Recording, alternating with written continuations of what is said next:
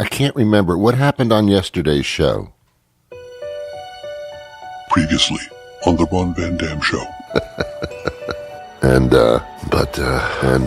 Excuse me. And if I'm having a shitty day, I'll make sure you do as well. No urine test, nothing. They're getting into something they have no idea, contorted into a donut. And now, today's episode of the Ron Van Dam Show. On the air everywhere, this is New England Broadcasting.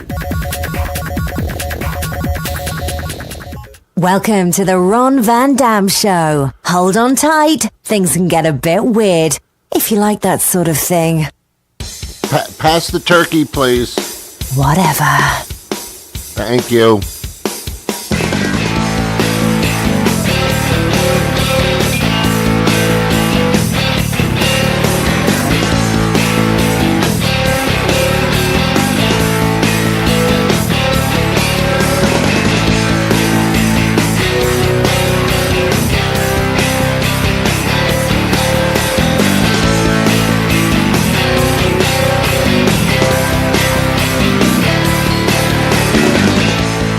Good morning.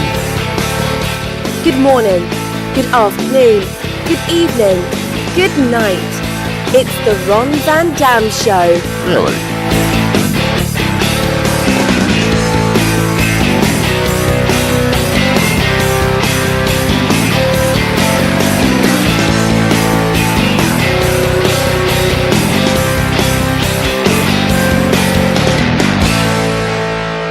Sit back, relax, grab a cup of coffee, a cup of tea, whatever your liquid libation may be in the morning, and join us as we take a look at the world around us. As much as it's a pleasure to be with you, the pleasure is actually all yours.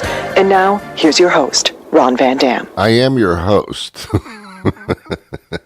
I am your host. Hey, welcome to the program. Happy Thanksgiving to you. My goodness, here we are again in a Thanksgiving kind of mood. Time to sit down at a table, look at everybody else at the table and say, now I know why I only want to see you once a year. Of course we say that. You see members of the family that you only thought you'd see when you died and went to heaven. And even then, you call this heaven? What are these people doing here? No, I love family. There's a blood connection with family. It's called a bloodletting ritual. It's satanic, usually.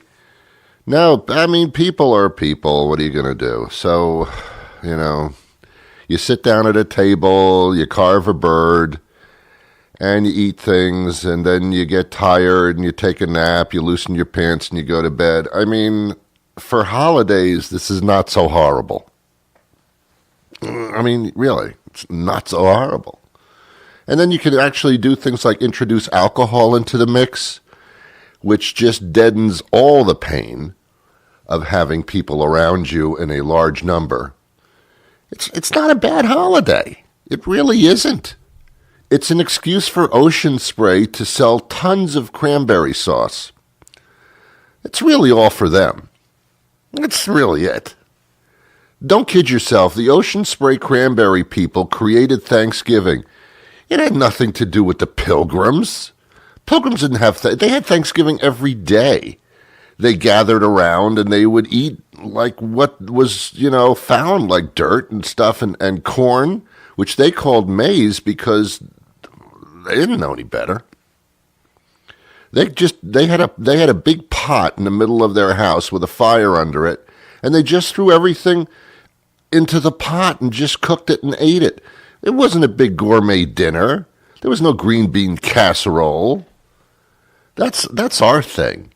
By the way, you know that the person that invented, created the green bean casserole. That's when you take green beans, the like French cut style thing, and you add some mushroom soup and some of those dried crispy onion things, and you bake it a little bit, and people, that's the holiday to a lot of people. Just screw the turkey. It's this green bean casserole that really makes people salivate. And if you have ever seen somebody salivate, that's disgusting. Drool comes out of your mouth, it drips off your chin onto your pants. Salivating is not a sexual experience that is a positive one. But people salivate when they see the green bean casserole. The turkey, man. People are coming up with all kinds of deep-fried turkey. What, are you trying to kill yourself by Christmas? Deep-fried turkey? Are you serious? Anyway, the cranberry sauce, man. I mean, have you ever had just a cranberry? It's extremely tart. So what the Ocean Spray people have to do is they have to add tons of sugar. So cranberry sauce may be delectable, but wow, not good for you either. And the turkey thing, man, it's fun. You see the bird come out. It's nice and golden and roasted and all that. And people only really eat the breast meat. That's really, they just like the breast. Kind of like Hooters. Most people don't eat the turkey leg. I mean, it's odd to watch somebody take a big turkey leg and put it in their mouth. It's almost sacrilegious. It's almost like, what are you doing? That's an odd looking thing. You're taking the leg of an animal and you're shoving it in your mouth and chewing on it. That's rather canine dog-like, isn't it? Isn't that kind of animal in the wild eating a carcass kind of look? Whereas a sliced breast meat from a turkey is so much more civilized. I love gravy. Gravy is great for everything. You can hate food, but when you pour gravy on it, it becomes palatable. Gravy's wonderful. Makes everything moist. And believe me, the greatest word in the English language for all things is moist. Okay. All right, Ron, calm down. You got the stuffing. Stuffing's an odd thing. I don't know why we call it that. I guess because we put it in a bird. We stuff the bird with this stuff. That's why it's stuffing. I love stuffing. More than the turkey. Stuffing with gravy on it. Again, harmful to your body, but so damn delicious. And then when the meal is over, someone always brings over a pie. Soon as you invite anybody to your Thanksgiving event, one of them will always bring a pie. It could be an apple pie, could be a pumpkin pie. That's pretty much it for Thanksgiving. So after you're full and you couldn't eat another thing, your pants have busted open at the crotch. You actually sit back with your hands on your stomach, writhing in pain. The only thing that keeps you alive is the tryptophan that puts you to sleep. Other than that, man, you're stuffed. And then somebody who brought the pie says, well, it's time for pie. And you really feel like saying, you should really leave now. Nobody wants your freaking pie. Thank you very much for contributing the pie to the festivities, but nobody really wants it. Nobody needs it. Nobody wants it. We're just going to keep your pie till Christmas and have a few people over and see if they eat this crap. But thanks for the pie, but I don't really want any right now. Thanksgiving, man. I don't know. Tryptophan. Sounds like something that happens when you plug in the fan and you trip over the cord. There's some kind of chemical in turkey that makes you tired, which you kind of wonder why turkeys that are like walking across your lawn, wild turkeys, aren't like tired all the time. They seem to be walking around just fine. They seem to be rather lively and rather alert. And yet, in us, it puts us to sleep. You would just expect to see a lot of turkeys in the wild just sleeping. I mean, that would make sense to me. with their belts loose. I've said this before, the biggest dilemma of my entire life. I won't say it's the biggest. I'm doing this for theatrical reasons. But one of the biggest reasons that I'm forlorn about myself is that I eat meat. I eat animals. And I'm trying not to. I'm trying to eat less animals. Maybe smaller animals like mice or something. Maybe I should be eating that. But big turkeys and pigs and chickens and cows, man, what am I doing eating these things? They don't eat me. I guess they would if they could. Although I am quite tasty and moist. Yeah, animals kill each other in the wild and they eat them, but here's the deal. You kind of think humans would be a little more civilized than that. So people become vegans. And I salute them. Every time I meet a vegan, I feel like putting them on a pedestal and saying, you're a real person. You're civil. You've got a soul. You've got a heart. You get it. You're a better person than I am. I think vegans are like incredible people. They usually look pasty and white, but still, most of them look like they're going to fall apart and just dismantle in place because the protein to them is beans.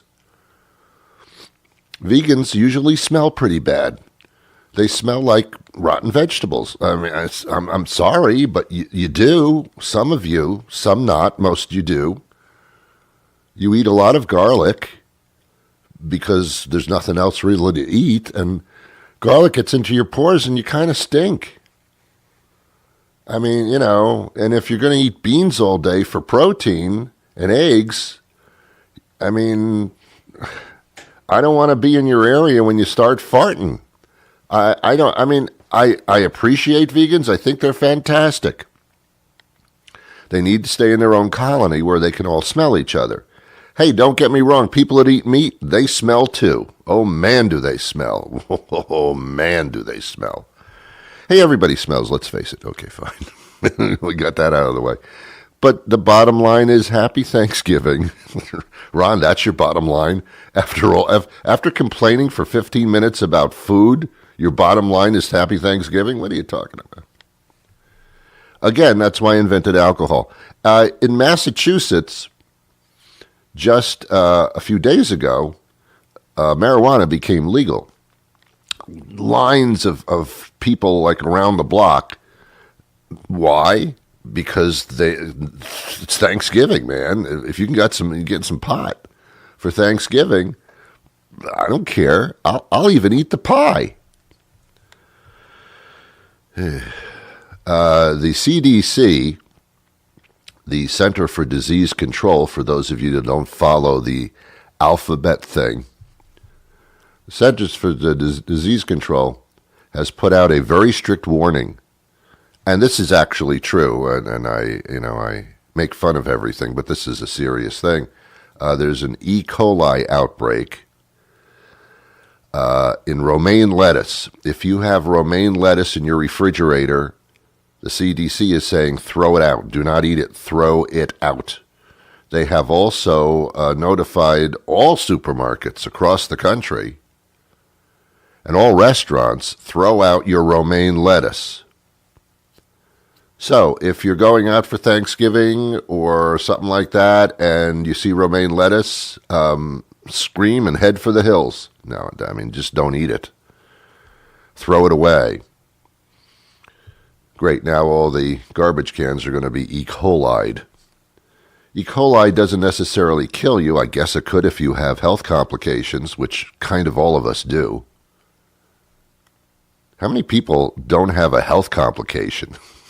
Nobody. If you're over 30 years old, I guarantee you have a health complication. I don't know what it is. I don't care. You got one. I guarantee you. I don't know. If you're under 30, either you don't have a health complication or you're delusional. That's under 30 for you. So E. coli can be it can hospitalize you. It can make you very sick. So don't eat romaine lettuce. I was watching the news this morning, and it was a local news show out of Boston. And they were going to go to commercial. And they said, we're going to be right back. When we come back, there's something in your refrigerator that you should throw out immediately. Do not eat it. And we'll tell you what that is when we come back. That makes me so mad. You're a news thing. You're not a vaudeville act. Don't tell me that something is extremely dangerous at my fingertips. I'll tell you later. I mean, what? What? You don't do that. That's like saying there's a killer around the corner with a knife. I'll tell you which corner it is and who will stab you to death when we come back from these messages. No, that's an immediate thing. Don't tease me with a warning. Tornadoes in the area. I'll tell you where they're going to destroy your home and when we come back. You can't do that. News people should not do that. Go to a commercial break when you've told me all the bad stuff, got it out of the way, especially the things that could affect me in a harmful way. Then take your commercial break and come back and give me some kind of fluff story about a firefighter that saved a cat from a tree. Let's put things in order, according to importance, if you would, please. And by the way, happy Thanksgiving. You are listening to The Ron Van Dam Show, but you need to know that it's okay. We all make mistakes, and we must learn to forgive ourselves. The universe wants us to be happy, whether or not we listen to The Ron Van Dam Show. Nothing is forever, including The Ron Van Dam Show. You will be fine.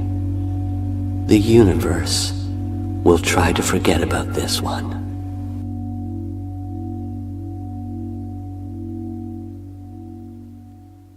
Hey, Maria. Hi, Ron. How are you today? I'm great. How are you? I'm fantastic. Maria Menounos joins us now. We talk to her quite frequently. I can't believe that way you do. I can't believe a year has passed since we last talked about this particular event. I know. Here we are again. This is crazy. Reunited, and it feels so good. we gotta stop this. This is terrible. No, it's good actually. Everybody knows Maria, and the National Dog Show is coming up, and man, that just grows in popularity every year. I know. It's one of the few big draws I think left on television. 20 million people tune in every Thanksgiving to watch the National Dog Show. It's amazing. It's 20 million people all in unison going, "Aw." Yeah. Aww. And me in the background being like, I love him. It's a perfect family event thing to do. It's great. Okay, so it's presented by Purina. Who else? Who else would? And it's a complete dog show. It's everything. It's almost every breed you can imagine. Yeah, 190 breeds, 2,000 dogs, all competing for best in show. Wow. Now, this year, I know there are some things attached to it. You're raising funds, actually. Yeah, well, Purina's initiative is called #DogThanking. So we're asking people to share why you're thankful for your pet. So you can go to Facebook, Twitter, Instagram, whichever platform you use. If you use all three, go for it. So tell us why you're thankful for your pet, #DogThanking, tag at Purina, and Purina will then donate $1 per post from now through November 25th to the Tony La Russa Animal Rescue Foundation and their Pets and Vets program, which, Ron, I got to see firsthand last week. An amazing program where veterans train rescue dogs to be their service dogs. Yeah, that's great. It's a great deal. Now, let's talk about the show itself. All the great breeds, of course, are represented. Do the same breeds tend to win every year? I don't think so. Okay. I always think that I want the Bichon to win, but I don't think he wins every year. So the answer to that is no, Ron. Yeah. But I think everybody kind of roots for the dog that either they have or that they had or whatever. The more familiar you are, the more you root for them. exactly, I do the same thing. I'm always all about the German Shepherds, the Poodles, and the Bichons. Yeah. But it's weird. I feel a little inadequate when I watch because no matter what breed I have at home, the ones on TV seem to look so much better. It's like they've got personal attendants and they go to the beauty parlor every day, and even their lashes are even better than mine. Well, Ron, here's the deal. I mean, their lives are about being perfect and beautiful. Yeah, but can you compare to a supermodel every day? No. They're getting the best grooming, the best everything all day so that they just look perfect. That's their job. Yeah, it's amazing. So, the rest of us just schlub it around, What are we going to do? Speaking of yourself, Maria, you don't schlub it around, by the way. God, you got people. Admit to me, you got people. I got people, Ron. I got right. people. I'm lucky. I am. I've got someone who coiffed my hair today. It is perfect. I probably look like an Afghan right now, Afghan hound, right? Don't they have the long hair? Yeah, I look like an Afghan hound right now. If you could see me, Ron. I'd win Best in Show, I think, for you. You probably would. You probably would. You probably have your own category going there. All right. It's a great family event. What time is it on? I know different parts of the country, different times, perhaps. I don't know. So you can watch it Thanksgiving Day on NBC at noon in all time zones. Okay. And that, fortunately, what a lead-in is the Macy's Thanksgiving Day Parade. Mm-hmm. So absolutely. You got your built-in audience. And see, I like it because when the family comes over, I don't have to talk to them. We just turn on the TV. It's perfect. I mean, I should thank Purina for that, at least. You can right now. They're listening. Oh, I'm sorry. Every single one of them that worked there. Okay. All right. Now, one more time, I talk about my dog and why I'm thankful for Winnie. Yeah. So, Ron, what do you have for dogs? I have a Maltese. And I have a Shih Tzu. A Shih Tzu. Mm-hmm. I call them Shih-Tzus. Well, that's fine. Now, so you would basically go on social media and tell us why you're thankful for each of them, and tag at Purina. Use the hashtag #DogThanking, and Purina will donate $1 for each of those posts to Tony La Russa's Animal Rescue Foundation. You have from now to Thanksgiving, so don't forget. Are they going to mention me on the show? No. You never know. You probably not. You never know. You'll definitely see me and Winnie on there. Okay. And so who knows? You'll be there, definitely? I will be on the show for sure. Fantastic. Okay, good.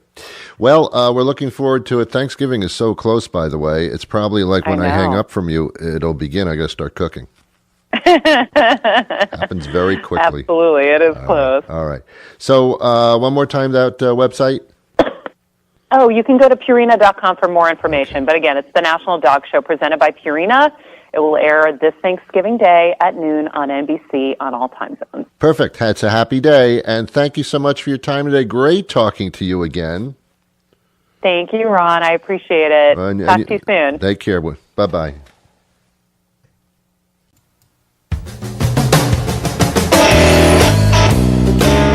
Well, thank you for being here today. For those of you that may not be familiar with me, hi. Would you like a drink?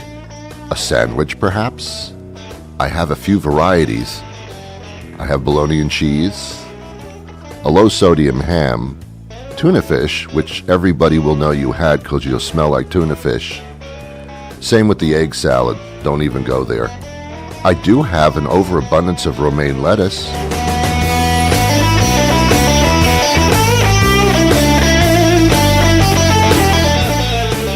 The Ron Van Dam Show, of which I speak of in the third person, is a new episode, a new show every single weekday, unless it's like a holiday like Thanksgiving or something. Otherwise, they're all new. So join us right here on NewEnglandBroadcasting.com and on many syndicated radio stations across the country. and on Spotify and SoundCloud and iTunes and TuneIn Radio and on YouTube. All the shows are posted on a daily basis. So there's really no excuse for you. There's no excuse for you. There's just no excuse for you.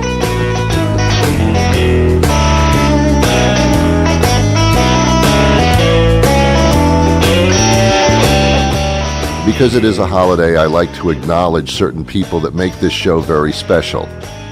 John Shanahan does the comedy commercials and all the comedy little bumps that you hear in the opening and all that stuff. He's an incredible comedy writer, has been for decades, and so fortunate.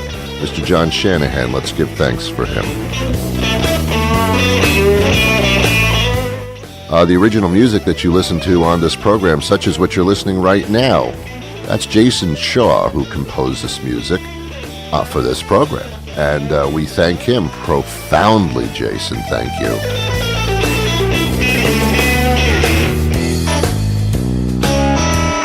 Nicole Reed is the British babe that you hear at the beginning of the show doing the introductions.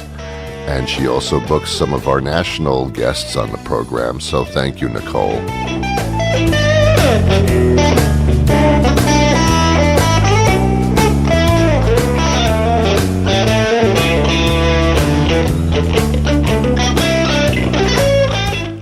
Julie at the beginning of the program also. Thank you, Julie. Julie Cochran, ladies and gentlemen.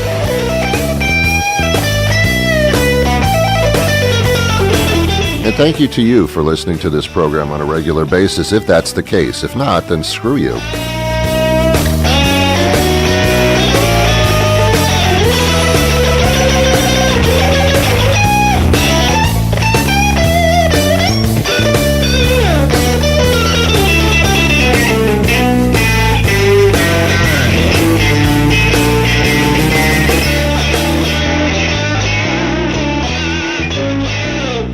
Every once in a while, we do some Chit Chat with Elesia Carey.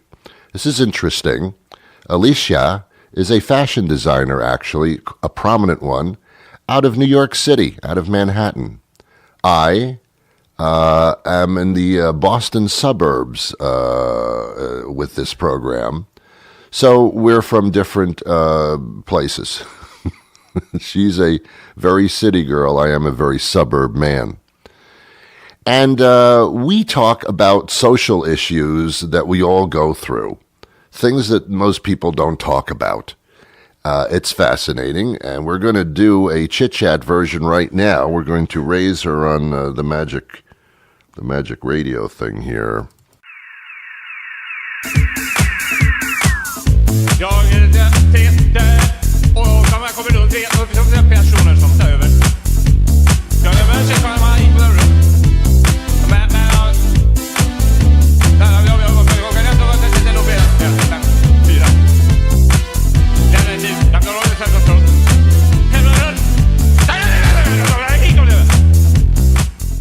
It's time for Chit Chat with Elesia Carey. I'm sorry. We do this on a weekly basis. We talk about social issues, things that people don't usually talk about or have the nerve to talk about, and we discuss them. So here we go.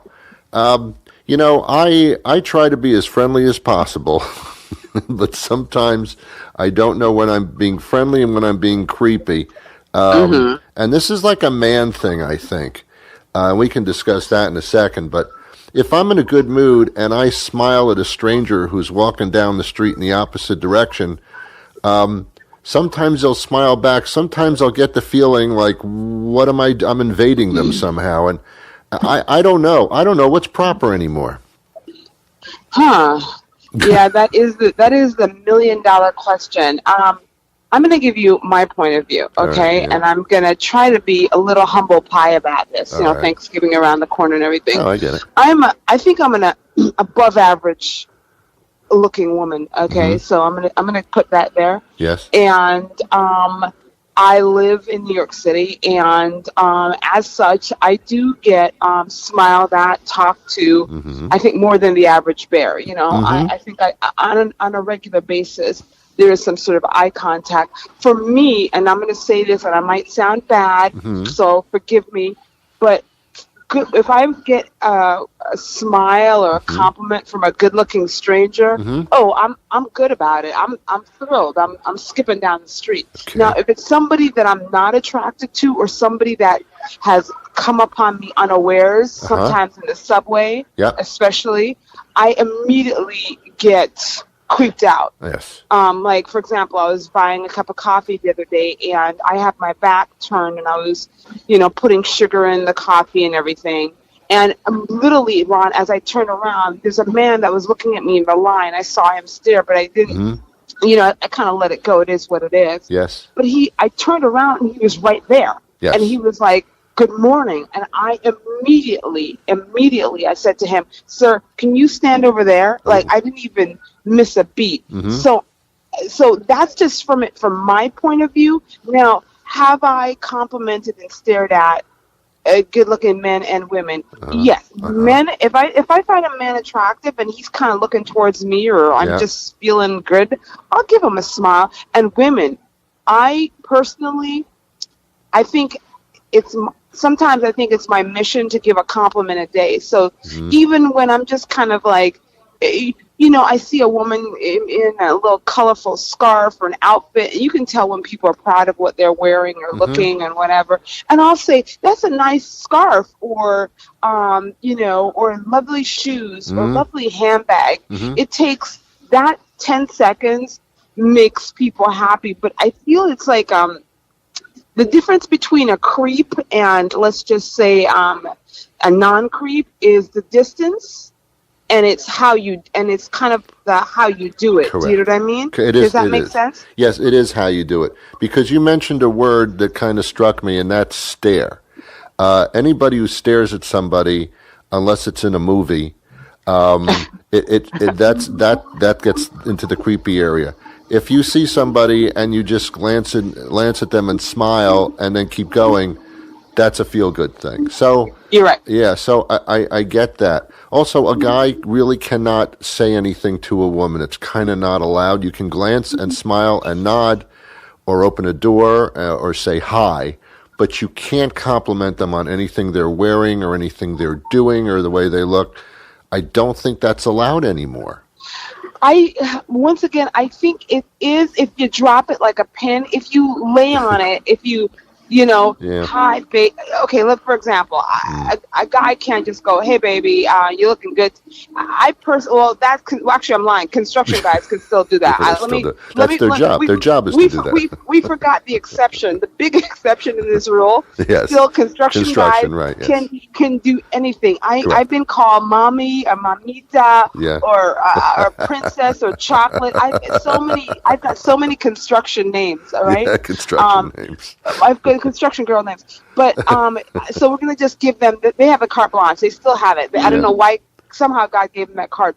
But you just going up to somebody and saying, "Hey, you're hot." No. But a quick hello, have a nice day. Yes. Or hello, you wonderful outfit. Not you look good, and I would like to. But wonderful outfit or great bag. But but it has to be quick. Yeah. It has to be quick, and like you said, the link. It can't be a stare. It can't be It literally, if you're coming in the one direction, or if you're standing in a location, like for example, standing on line at a bank, or standing. Or standing like maybe when we have time to kill and we are staring out like the postal service or whatever, somebody's in front of you for 20 minutes. Sometimes you catch a conversation. You know what I mean? Well, that's different. That's different. That's a conversation. But walking down the street, no, I don't really still feel especially in this Me Too area. Honestly, you can't really linger on it. You can't just go up and say, that's a nice blouse. You fill it out well. You can't. Wink, wink. Cannot do that. No. Then the popo is then called. Yeah, it's all not good. Right. Well, construction workers get away with it because there's a fence there. Also, it is their job. That's what they're hired to do. No, I want to know. That's my question. Why do construction workers get away with it? Why are they still allowed to say words like or say? say, I can tell. Let me tell you something. If you want to know as a woman how you're looking for the day, just walk past the construction area. Work. I know. They will tell you if your skirt's too tight. Yeah. If you've got great legs, if you're free, if you're sexy, if you still got it. I don't know. Like I said, I don't know, but somehow these two are the only ones that can do it. I think it's the fence, because if there was a group of businessmen standing outside of an office building and a pretty woman walked by, the guys were not going to go, "Hey, mama, hey, looking good, mom." I mean, no. that would be. But if there's a fence there, maybe it's okay. So that's it. The fence, the offense. Yeah, is that it? Maybe. But you know what's interesting though? Right. I'm going to tell you something, a little secret. When I walk, and I've walked past like a group of businessmen, and maybe one or two might have given me an eye. Yeah. I wonder, what is the minimum thing that you think if a man really saw somebody he liked on the street? What's the minimum you think a guy can get away with? Like, hello, have a nice day. I mean, what can he say? What's the minimum? Hello. I think hello. I think after hello, that's too much engagement. Unless the woman stops. What if she stops? What if he says hello? And she stops. What happens? Can he say a little bit more? Yes. Okay, good. Okay, yeah. That's what I feel too. That's kind of what I feel too. And I've made a somewhat connection on a subway one day, but this guy was staring me down. Mm-hmm. And I'm going to tell you why I decided to turn away. He was a good-looking guy, Ron, no joke. Mm-hmm. But I can't explain it to you. I have a thing about, I spent a lot of money taking care of my teeth, long story short. Mm-hmm. So this guy was staring at me. I was staring at him. It was uncomfortable. And then I was like, God, he's good-looking. So we were kind of like doing this stare down. Mm-hmm. And then he smiled. Mm-hmm. And I'm not going to lie to you. That was the deal. The deal was off the table. His teeth were a wreck. And that was, for me, I just literally turned my back. I literally turned my back and just walked to the other end of the car. Like, for me, that was a deal breaker. Yeah, on that level, it would be a deal breaker for anybody. So, yeah, because we're talking about on the level of complete superficialism, and that's a deal breaker. Let me get into the reverse sexism part of this now. Okay. And that is that it's bad for a man to do these things, but it's fine for a woman. And it's not the woman's fault either. It's just the difference between attitudes of the sexes. In other words, any woman at any time can say anything about me that's complimentary in the longest sentence possible. You can stop me. You can go through an essay, and I will not be offended. You can smile at me. You can stare at me. I'm going to feel good about it. That's a guy. You're right. A woman will take it as an offensive move if one more word is uttered out of the norm, and that's very interesting. Guys, maybe it doesn't happen that often to guys, but I don't know the answer to it. But it's just interesting how even sexual harassment in an office, of course, taboo. You're going to lose your job if you do it toward a female. If you do it toward a male, they might find it, okay, we got a relationship here. It's very odd. You know what? It is something, I don't know exactly why, but maybe you're right. Maybe for the most part, because we are, hi guys, how do I say this? Vulnerable? Is that the right word? No? Oh gosh, no, that's not a word. But we need to come back to this subject in a separate manner. But I'm gonna say this: we're not necessarily threatening to them. Mm-hmm. Does that? Yes. You know what I mean? Yes. Because if I'm 120 pounds on a good day, you feel me? Yeah. And you are 200 pounds, and you are there's a physical, and there is also a presence that's threatening with men versus women versus women to men. Yes. So if I'm 120 pounds and I come up to you and I'm like, hey baby, you're hot, for them it's they're not really threatened by it. Right. But in this Me Too era, if they're your boss and they're not attracted to you, I'm going to tell you this much. If a guy's not attracted to you and you do come up to him like that, they'll be offended. But if you're a good-looking woman, then they will. Okay, I'm going to put in this one, and you go up to almost any guy, I'm pretty sure that 99.9%, 99.9 out of 10 will actually not be offended. Now, you as a woman, if a very, very attractive man, a model type of man, started talking to you, would you be more accepting of that than a normal guy or a guy that had the teeth problem? 1,000%, absolutely. Okay. So then it is equal. So it's equal to some extent then. Absolutely, absolutely. Okay. I'm definitely. right. I'm shallow. I'm shallow like that. I will tell you. Oh, it's not shallow. It's not shallow. It's human. It's human. That's what we do. Well, we will tackle this in some other form probably, but very interesting today and pretty cool. Well, have a wonderful Thanksgiving. I will, and as always, it's fun chit chat with you. Yes, chit chat. All right, chit chat. Okay, take care, Elesia. Bye, Ron. Bye. Well, there you go. There you have it. Hey, for many people, the holidays, Thanksgiving, whatever, is a lonely time for many who have lost loved ones. So around the Thanksgiving table, be thankful for what you do have. And whether you're alone or with people, celebrate yourself. Celebrate life. I wish you peace.